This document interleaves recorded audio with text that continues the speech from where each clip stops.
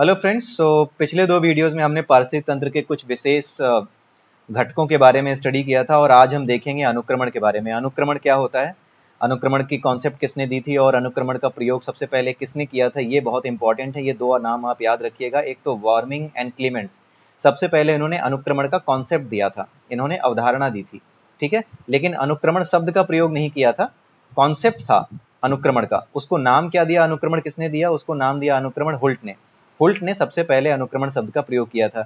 ये तीनों नाम आप याद रखिएगा, वार्मिंग एंड क्लीमेंट्स और अनुक्रमण शब्द का पहली बार प्रयोग करने वाले वैज्ञानिक हुल्ट, भूवैज्ञानिक जो थे हुल्ट। तो ये तीनों नाम बार बार पूछे जा चुके हैं एग्जाम्स में, इस बार के लिए भी इंपॉर्टेंट है, कुछ भी पूछा जा सकता है इसमें से, ठीक है। तो अनुक्रमण के बारे में आइए पढ़ते हैं, होता क्या है। अनुक्रमण एक अचक्रीय परिवर्तन है, ठीक है। अचक्रीय परिवर्तन का मतलब क्या होता है, सपोज करो कि किसी गांव में कुछ लोग रह रहे हैं और अचानक से क्या होता है कि उस गांव में आपने जा करके लोगों को बसाया और उनको कुछ नहीं दिया। उन्होंने सबसे पहले अपने यहाँ मिट्टी के घर बनाए और वहां पर वो रहने लगे। धीरे धीरे उन्हें पता चला कि हम हैंड पाइप लगा सकते हैं, सरकार हैंडपंप लगवा रही है। उन्होंने हैंडपंप लगवाए अपने गांव में। उसके बाद उन्होंने कहा हमें बिजली भी चाहिए, बिजली लगवाई। उसके बाद धीरे धीरे उन्होंने क्या किया कि उन्हें समझ में आया कि यार एक स्मार्टफोन जैसी चीज़ होती है, वो ले सकते हैं। उसको लेकर के हमारे सारे काम जो है डिजिटली हो सकते हैं। तो धीरे धीरे करके उन्होंने अपने आप को क्या किया, विकास की उस प्रक्रिया के साथ एडजस्ट कर लिया। जो डेवलपमेंट का प्रोसेस है, जो डेवलपमेंट हो चुका है पूरे देश में, उसके साथ अपने आप को क्या कर लिया, उन्होंने सिंक कर लिया। यानी अपने आप को उस स्तर पे ले आए जिस स्तर पे पूरा देश है। तो इस तरीके से पूरा का पूरा समुदाय क्या करता है, पूरा का पूरा समुदाय एक विशेष चरम अवस्था की ओर जाने का प्रयास करता है और वो चरम अवस्था सबके लिए बराबर होती है। और धीरे धीरे करके जो विकास क्रम में पीछे रहे होते हैं वो भी उसी चरम अवस्था की ओर आते हैं। तो ये जो परिवर्तन है ना, एक निम्नतर स्तर से एक उच्चतर स्तर को या फिर एक चरम अवस्था को आना, इसी को हम अनुक्रमण कहते हैं, ठीक है। ये तो एक समझने के लिए मैंने आपको बताया कि अनुक्रमण का कॉन्सेप्ट कैसे समझा जाए।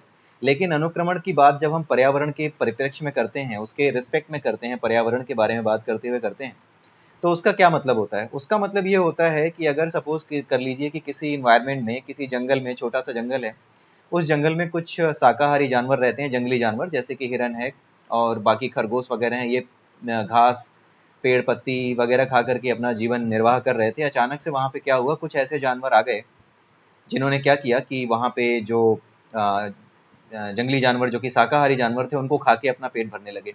तो अब होगा क्या कि इन जगहों पे जो शाकाहारी जानवर रह रहे थे, उन्हें अपनी जगह बदलनी पड़ेगी। उन्हें छुप करके या फिर अपने समुदाय को किसी अलग तरीके से रहने के लिए ढालना पड़ेगा ताकि वो सुरक्षित रह सकें, ठीक है। उन्हें ज़्यादा चौकन्ना होना होगा।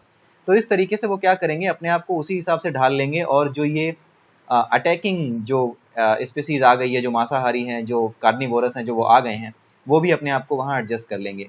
उसके बाद पता चला धीरे धीरे वहाँ पे कुछ ऐसे वायरस आ गए जो छोटे छोटे जानवरों को मार के खत्म करने लगे, ठीक है। तो अगर इस तरह की स्थिति भी आती है कि कोई वायरस आ गया जो जानवरों को मार मार के खत्म करने लगे, तो कुछ जानवर खत्म हो गए, लेकिन कुछ जानवर ऐसे थे, उनमें कुछ प्रजातियां ऐसी थी जो बच गई। तो ऐसे करते करते करते कई लाख साल बाद या कई हजारों साल बाद, ये धीरे धीरे चलने वाली प्रक्रिया है, कई लाख साल कई हजार साल बाद एक ऐसी स्टेज आ गई जहाँ पे वायरसों ने भी, जितने भी वायरस हैं उन्होंने भी, और जितने भी जीव जंतु हैं और जो वहाँ पे अंदर जो जंगल में जानवरों के साथ जो इंसान भी रह रहे थे, उन सब आपस में एक दूसरे के साथ रहना सीख लिया। मतलब जो वायरस थे, जो इंसानों और दूसरों को, जानवरों को जो परेशान कर रहे थे, उनके साथ भी अब इंसानों ने, जानवरों ने और अलग अलग जीवों ने अपने आप को एडजस्ट कर लिया। और सब के सब एक ऐसी स्टेज में आ गए हैं कि सब जिंदा हैं, सब एक दूसरे की सहायता से जिंदा है, एक दूसरे को खा जाता है, लेकिन ये स्टेज जाती नहीं। मतलब अपने आप को बचा के रखने की, अपने आप को अनुकूलित कर लिया है, सबको आ गया है कि किस तरह से अपने आप को अनुकूलित किया जाए इस पर्यावरण के अनुसार। और सभी स्पीसीज, सभी प्रजातियां मिलजुल करके एक स्टेज में रहने लगी हैं और अब उसमें कोई चेंज नहीं हो रहा और इससे ज़्यादा चेंज हो नहीं सकता, ठीक है। तो ये जो स्टेज है, ये जो चेंज हुआ धीरे धीरे, ये धीरे धीरे जो चेंज होता है, इसी को अनुक्रमण कहते हैं। और जो अंतिम अवस्था होती है किसी भी अनुक्रमण की, उसी को चरम सीमा कहते हैं, ठीक है। अनुक्रमण का प्रोसेस क्या होता है, अनुक्रमण होता कैसे है। अनुक्रमण की कई चीजें होती हैं। एक तो होता है न्यूडेशन, एक पहला कॉन्सेप्ट है न्यूडेशन। न्यूडेशन का मतलब होता है कि कोई नई प्रजाति अगर किसी जगह पे आ रही है जहाँ पे पहले से कोई जीव थे, तो उस नई प्रजाति के आने पर कुछ जगह खाली करनी पड़ती है उन प्रजातियों को जो पहले से रह रही थी। जैसे कि शाकाहारी जानवर रह रहे थे, साथ में वहां पे कार्निवोरस आ गए, अब उन्होंने अटैक कर दिया, कार्निवोरस ने, यानी कि मांसाहारी जानवरों ने। तो अब क्या होगा कि उन लोगों को वहां से जगह खाली करनी पड़ेगी ताकि उन जगहों में मांसाहारी जानवर रह सकें। और मांसाहारियों ने उधम मचाया, उसके बाद शाकाहारियों ने अपने लिए जगह खोजी, छोटी छोटी गुफाओं में और हल्की ऐसी जगहों पे जहाँ पे मांसाहारी ना आ सकें, वहां जाके वो छुप गए। तो इसको क्या कहते हैं, न्यूडेशन कहते हैं। मतलब किसी नई प्रजाति के लिए जब नई जगह बनाई जाती है, अपनी जगह में से कुछ जगह जब उनको देनी पड़ती है, तो इसको क्या कहते हैं, न्यूडेशन। उसके बाद क्या होता है, उसके अलावा क्या होता है, आक्रमण। आक्रमण के बारे में बता ही चुका मैं कि हाँ अटैक करते हैं, और अटैक करने पे जो नई जगह चाहिए उसी को खाली करने को न्यूडेशन कहते हैं। अब आती है स्पर्धा। अब मान लीजिए कि शाकाहारी जानवर रह रहे थे आपस में, अब उसी समय मांसाहारी जानवर आ गए, तो शाकाहारी जाकर के कहीं छुप गए, एक जगह पे जाके रहने लगे, वो एक साथ रहने लगे। अब जिस जगह पे वो रहने लगे हैं वहां पर भी घास फूस पत्ती उनको खानी है, तो वहां पर जो घास फूस पत्ती है अगर वो कम मात्रा में है या फिर जितनी भी मात्रा में है, तो उसके लिए क्या होगा, उनमें कॉम्पिटिशन होगा। ठीक है, बकरी घास खा रही है तो हो सकता है कि उसको बगल में आकर के जो दूसरी खरगोश खरगोश है उसको छीन करके उसकी घास खा रही हो, उसकी जगह पे अतिक्रमण कर रखा हो उसने। यानी कि जो शाकाहारी हैं उनमें भी आपस में स्पर्धा हो जाएगी। और दूसरा ये जो दादा आ चुका है शेर, ये जो मांसाहारी जानवर आ चुके हैं, इनकी दादागिरी से तो ये सब हो ही चुका है कि उनकी जगह उनमें तो स्पर्धा हो ही गई है। उसको स्पर्धा नहीं कहेंगे, उसको बेसिकली अटैक कहेंगे। स्पर्धा तब होती है जब दो लोग बराबर ताकत के हैं और दोनों जोर लगा रहे हैं। तो अंतरजातीय और अंतरजातीय यानी अपनी प्रजाति के बीच में और दूसरी प्रजाति जो हम पे अटैक कर चुकी है उसके साथ हमारी स्पर्धा होती है। मिला जुला के स्पर्धा ही कह दिया जाता है, बट इनफैक्ट वो स्पर्धा जो कि किसी बाहरी जाति की वजह से शुरू हुई है, वो स्पर्धा असल में एक आक्रमण होती है।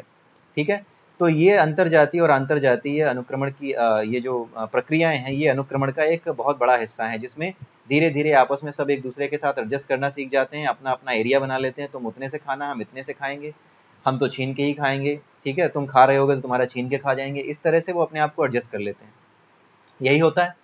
तो ये अनुक्रमण की प्रक्रिया में धीरे धीरे ऐसे करके ये क्या करते हैं, एक दूसरे को नुकसान भी पहुंचाते हैं, कई बार एक दूसरे के साथ रहना सीख भी लेते हैं, लेकिन कई बार ये क्या करते हैं, एक दूसरे को नष्ट भी कर रहे होते हैं। ये एक प्रक्रिया होती है, इस सब जब नष्ट कर रहे होते हैं तो भी ये प्रक्रिया का अंग होता है, ये चरम अवस्था नहीं होती है, ये वो स्टेज नहीं होती है जिसको फाइनली अचीव करना था, जिसको अंत में अचीव करना था, प्राप्त करना था, वो अवस्था नहीं होती है। ये इसमें एक चीज और आपको देखनी पड़ेगी, उसका नाम है प्रतिक्रिया। प्रतिक्रिया में क्या होता है, जैसे कि कुछ जानवर ऐसे होते हैं या फिर कुछ जीवाणु ऐसे होते हैं, बैक्टीरिया ऐसे होते हैं कि जो नाइट्रोजन का स्थिरीकरण कर रहे हैं या फिर सड़े गले चीजों को खा के खत्म कर रहे हैं, लेकिन उसके साथ साथ वो क्या कर रहे हैं कि वो एक बीमारी भी मान लीजिए फैला रहे हैं जानवरों में। तो उससे क्या होगा, इससे भी जानवरों की स्थिति बदलेगी। जो जानवर वहां रह रहे हैं उनको बीमारियां होंगी, वो मर सकते हैं, तो उनको दिक्कत हो सकती है। तो उस जगह से भी हो सकता है वो भाग जाए जहाँ गंदगी हो। ठीक है, गंदगी से भाग करके किसी साफ जगह पे वो जानवर चले जाएं, उन्हें समझ में आ जाए कि यहाँ मर जाते हैं तो कहीं और रहते हैं। ठीक है, तो वो वहां से निकल करके कहीं और किसी और जगह चले गए। तो ये क्या है, ये एक पूरा प्रोसेस है जिसमें अपने आप को सारी की सारी प्रजातियां जो कि एक समुदाय, जैव समुदाय के अंदर रह रही थी या एक पारिस्थितिक तंत्र के अंदर रह रही थी, वो अपने आप को एडजस्ट कर रही हैं। तो प्रतिक्रिया के फलस्वरूप भी ये एडजस्टमेंट होती है। अंत में क्या होता है, इसी तरीके से एडजस्ट करते करते करते एक बार एक बैलेंस स्टेट आ जाती है, संतुलित अवस्था आ जाती है। मतलब सबको पता है कि अब इससे ज्यादा चेंज नहीं होगा, उन्होंने अपने आप को उसके अनुसार ढाल लिया है, उन्हें पता है कि अब इससे ज्यादा परिवर्तन हमें नहीं करना होगा। इसी को क्या कहते हैं, चरम अवस्था कहते हैं। ठीक है, चरम अवस्था की व्याख्या सबसे पहले किसने की थी, क्लाइमेंट्स नाम के एक भूवैज्ञानिक थे, उन्होंने की थी। एक जो पर्यावरण शास्त्री थे उन्होंने की थी। इसीलिए इसको क्या कहते हैं, चरम अवस्था को क्लाइमेटिक क्लाइमेक्स भी कहते हैं। उनका नाम था क्लेमेंट्स। ठीक है, उनका नाम था क्लेमेंट्स, जिन्होंने चरम अवस्था की व्याख्या की थी, तो उनके नाम पे ही इसको क्लेमेंटिस क्लाइमेक्स कहा जाता है। इसके अलावा बहुचरम सीमा सिद्धांत ये दिया था टेंसले ने। बहुचरम सीमा सिद्धांत क्या है, बहुचरम सीमा सिद्धांत इसलिए बोला क्योंकि केवल एक प्रजाति ही नहीं है जो कि एक अपनी चरम सीमा को प्राप्त करती है। जैसे शाकाहारियों ने अपनी चरम सीमा प्राप्त कर ली, मांसाहारियों ने भी अपनी चरम सीमा प्राप्त कर ली, जो वायरस है उनकी अपनी चरम सीमा है, तो हर एक की अपनी अलग चरम सीमा है। तो इसी को उन्होंने बहुचरम सीमा सिद्धांत कहा कि हर एक ने अपनी चरम सीमा प्राप्त की है, जितने भी थे सबने, तो सभी को मिला करके इसको बहुचरम सीमा सिद्धांत कहा गया। ठीक है, अब इस बहुचरम सीमा सिद्धांत में जितने भी जलवायु कारक होते हैं वो सब भाग लेते हैं, चाहे वो जीवाणु हो, चाहे वो हवा हो, चाहे पानी हो, सब कुछ तो भाग ले ही रहा है इसमें, क्योंकि उनके जरिए वायरस भी आ सकते हैं, उनके जरिए उनको खाना पीना भी मिलता है। तो ये बहुचरम सीमा सिद्धांत का कॉन्सेप्ट किसने दिया था, टेंसले ने दिया था। तो आपको 4 नाम अभी तक मिल चुके हैं, 5 नाम। एक टेंसले मिल चुका है जिन्होंने बहुचरम सीमा सिद्धांत दिया, उसके अलावा चरम अवस्था की व्याख्या की क्लाइमेक्स ने, क्लाइमेक्स जिसको कहते हैं, क्लाइमेक्स ने व्याख्या की। उसके अलावा हुल्ट का नाम, जिन्होंने सबसे पहले अनुक्रमण शब्द का प्रयोग किया। उसके अलावा अनुक्रमण की अवधारणा जो कॉन्सेप्ट दिया वो वार्मिंग एंड क्लेमेंट्स ने दिया। ये 5 नाम आपको याद रखने हैं। ठीक है, उसके बाद हमने कुछ परिभाषाएं नीचे हम लोगों को देखने को मिलेंगी। जो पोषक तत्व होते हैं, जो हमने डिस्कस किया था कि सूर्य लेता है, सूर्य से ऊर्जा लेकर के वो क्लोरोफिल का निर्माण करके फिर ग्लूकोज में कन्वर्ट करता है और फिर उसको खा करके बाकी शाकाहारी जीव जिंदा रहते हैं और फिर उनको खा करके दूसरे मांसाहारी जीव जिंदा रहते हैं। तो इस तरीके से पोषक तत्वों का क्या होता है, एक तरीके से पोषक तत्व बन रहे हैं, दूसरे जीव उसको ग्रहण कर रहे हैं, उसके बाद ये दूसरे जीवों से दूसरी लेयर तक पहुंच रहा है। तो ये पूरा का पूरा एक चक्र है और इस चक्र में जितने भी तत्व हैं, चाहे वो मिट्टी हो, क्योंकि मिट्टी में भी जीव हैं जो आपको मरने के बाद सड़ा गला देते हैं जानवरों को और पेड़ पौधों को, ठीक है। तो इसमें मिट्टी में रहने वाले जीव, खुद मिट्टी और ये हवा पानी सब कुछ इस पूरे पोषण चक्र को प्रभावित करता है। इसीलिए इस पूरे पोषण चक्र को हम क्या कहते हैं, जैव भू रासायनिक चक्र। जैव का मतलब जो जिंदा चीजें हैं जिनमें कार्बन होता है वो, और उसके अलावा जमीन, भू लिखा हुआ है जमीन, उसके अलावा इसमें केमिकल प्रोसेस होते हैं, उनके थ्रू ये पूरा का पूरा चक्र चलता है। इसीलिए इसको हम क्या कहते हैं, जैव भू रासायनिक चक्र कहते हैं, ठीक है। उपभोक्ता, अगर उपभोक्ता ना भी हो तो भी उत्पादक और अपघटक, यानी जो प्राथमिक उत्पादक है यानी जो पेड़ पौधे हैं, अगर वो केवल वो हों और केवल अपघटक हों, यानी जो बैक्टीरिया हैं जो कि सड़ी गली चीजों को खा करके खत्म कर देते हैं और उनसे निकलने वाली नाइट्रोजन को और जो बाकी गैसें हैं, जो बाकी तत्व हैं, उन्हें वातावरण में मिला देते हैं, वो सारे के सारे अपना काम करेंगे ही करेंगे, भले ही बीच में कोई हो चाहे ना हो। क्योंकि प्राथमिक उत्पादक कौन है, सूर्य से ऊर्जा लेकर के जो भोजन बनाते हैं पौधे, वो हमारे प्राथमिक उत्पादक हैं। तो प्राथमिक उत्पादक और जो अपघटक होते हैं उनके बीच में बहुत से उपभोक्ता होते हैं, जैसे शाकाहारी होते हैं, मांसाहारी होते हैं। लेकिन ये शाकाहारी और मांसाहारी जीव ना भी हों तो भी जो उपभोक्ता हैं, तो भी जो उत्पादक है, प्राथमिक उत्पादक यानी कि पेड़ पौधे और जो अपघटक हैं, उनकी क्रियाओं पे कोई प्रभाव नहीं पड़ेगा, यानी वो अपना काम एज इट इज करते रहेंगे। ये कई बार ट्रू और फॉल्स में पूछ लेता है ये कि ये स्टेटमेंट ट्रू है या फॉल्स है, या फिर कई बार 4 स्टेटमेंट दे दिए होते हैं और पूछा जाता है कि इनमें से कौन सा स्टेटमेंट फॉल्स है या कौन सा सही है।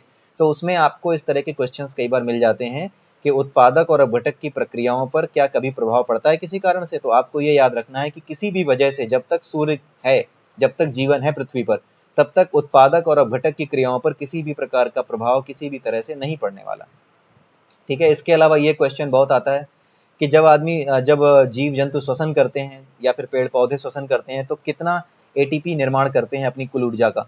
जैसे अगर ग्लूकोज बनाया है हमारे पेड़ पौधों ने, अगर सूरज से रोशनी ली है और अपना भोजन बनाया है, तो उस भोजन का कितना प्रतिशत हिस्सा वो एटीपी निर्माण में खर्च करते हैं, तो वो हिस्सा होता है 40%। बाकी सब जो 60% है वो वातावरण में मुक्त हो जाता है, ठीक है। ये भी कई बार पूछा जा चुका है, ये याद रखिएगा, 40% से ही वो एटीपी बनाते हैं और बाकी सब वातावरण में मुक्त हो जाता है। सकल प्राथमिक उत्पादकता क्या होती है, ठीक है। अब इसका मतलब होता है प्रति इकाई क्षेत्रफल में शुष्क भार में वृद्धि। शुष्क भार मतलब हमारे शरीर में कितना मास बनता है, उसको हम कहते हैं सकल प्राथमिक उत्पादकता। जब हम कुछ खाते हैं तो हमारे पर यूनिट बॉडी में, हमारी बॉडी का कोई एक एरिया ले लो, उस एरिया में कितना शुष्क भार में वृद्धि करता है वो, ठीक है, उसको कहते हैं सकल प्राथमिक उत्पादकता, ठीक।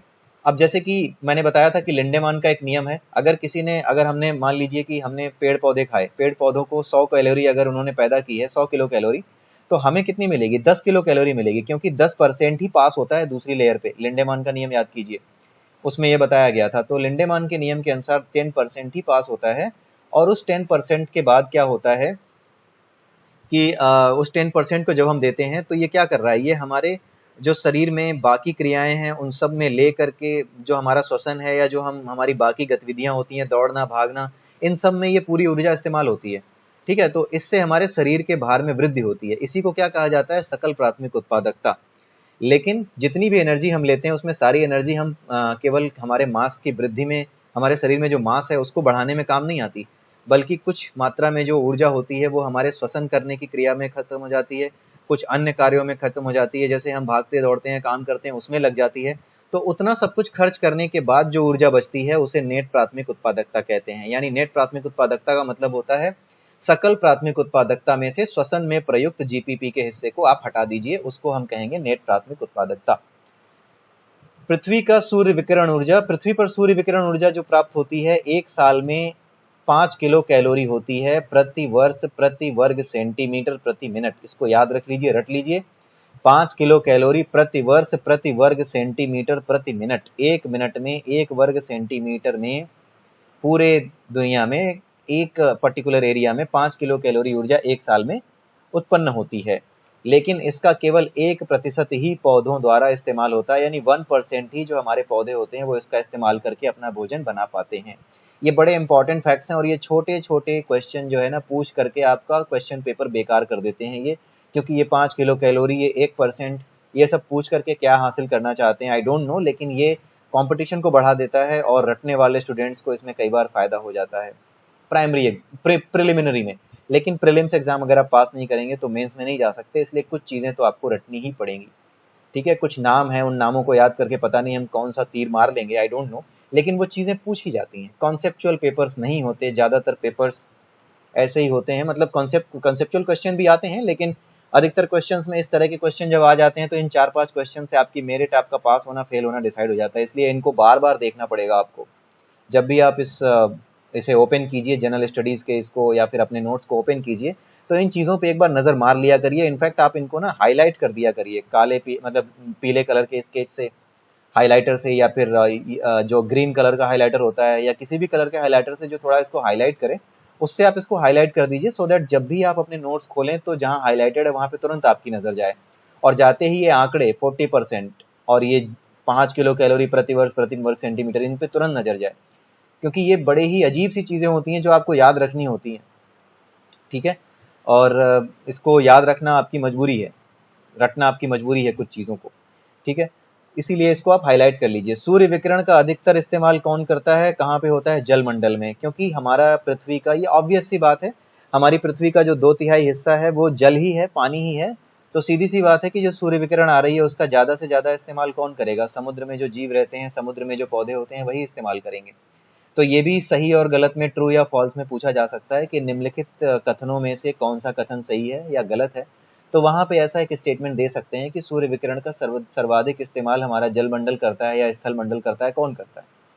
ठीक है, अब इसमें भी सूर्य विकिरण में भी सबसे ज्यादा जो इस्तेमाल करते हैं, जल मंडल में भी सबसे ज्यादा जो सूर्य विकिरण का इस्तेमाल करते हैं वो 2 पौधे होते हैं, उनका नाम याद रख लीजिएगा, इन्हें भी रट लीजिएगा, इन्हें भी येलो स्केच से कर लीजिएगा, इनको भी हाईलाइट कर लीजिएगा। Diatoms and dinoflagellates, diatoms and dinoflagellates, इसको भी आप हाईलाइट कर लीजिएगा, क्योंकि कोई भरोसा नहीं है क्या पूछा जाए, और ये नाम आप हाईलाइट कर लेंगे तो ये वो नाम है जो सबसे ज्यादा सूर्य विकिरण का उपयोग करते हैं, और ये जल में पाए जाते हैं, यानी समुद्र में पाए जाने वाले ये 2 प्रजातियां हैं जो कि सबसे ज्यादा ऑक्सीजन का इस्तेमाल करती हैं, ये जलीय पौधे हैं। ठीक है, ये पौधे हैं, कोई जीव नहीं है। डाइटम्स और फ्लैजिलेट सबसे ज्यादा सूर्य विकिरण का इस्तेमाल करके समुद्र में सबसे ज्यादा ये पोषक पदार्थों का निर्माण अपने भीतर करते हैं। ठीक है, पारिस्थितिकीय उत्पादकता, इस ये किसको कहते हैं? पारिस्थितिकीय उत्पादकता क्या होती है? प्राथमिक उत्पादकता जो होती है वही पारिस्थितिकीय उत्पादकता होती है, क्योंकि प्राथमिक उत्पादक जो कुछ भी बनाते हैं सूर्य की ऊर्जा से वही मैक्सिमम होता है, बाकी सबको तो 10% बस पास होता रहता है एक से ऊपर लेयर तक। लेकिन असली जो उत्पादकता होती है, जो सूर्य विकिरण से मिल सकती है, वो किसके पास होती है? वो प्राथमिक उत्पादक ही पैदा करते हैं। ठीक है, प्राथमिक उत्पादकों द्वारा प्रति इकाई क्षेत्रफल में प्रति एकांक समय में किया गया उत्पादन प्राथमिक उत्पादकता है। ये सिंपल सा कॉन्सेप्ट है।